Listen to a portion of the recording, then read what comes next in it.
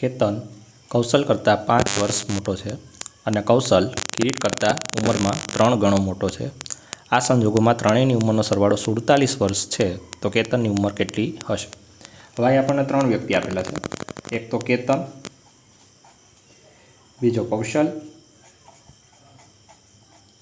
અને ત્રીજો વ્યક્તિ કોણ છે ભાઈ? કિરીટ આપેલો છે. હવે અહીં શું કીધું કે કેતન છે એ કૌશલ કરતાં 5 વર્ષ મોટો છે. કેતન જે છે એ કૌશલ કરતાં કેટલા વર્ષ મોટો છે ભાઈ? 5 વર્ષ મોટો છે. એટલે કે આ +5, બરાબર. પછી શું કીધું કે કૌશલ છે એ કિરીટ કરતાં ઉંમરમાં 3 ગણો મોટો છે. કૌશલ જે છે એ કિરીટ કરતાં ઉંમરમાં કેટલા ગણો મોટો છે? 3 ગણો મોટો છે, બરાબર.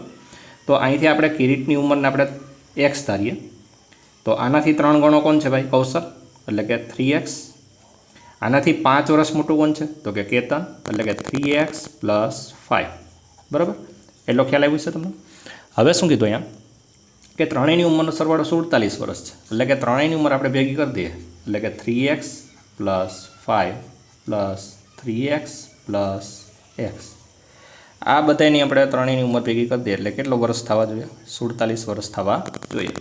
તો 3x + 3x + x, એટલે 3 ને 3 6 ને 7x + 5 = 47 + 5 ને સામે મોકલી દઈએ એટલે કે 7x = 47 - 5, એટલે કે 7x = કેટલા થશે?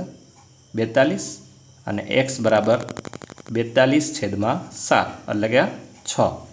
કેટલા આવશે? 6. હવે આપણને xની વેલ્યુ 6 મળી ગઈ. આપણે ગોતવાનું શું છે ભાઈ? કેતનની ઉંમર ગોતવાની છે, બરાબર. તો કેતનની ઉંમર કેટલી આપેલી છે તમને? 3x + 5. 3x + 5.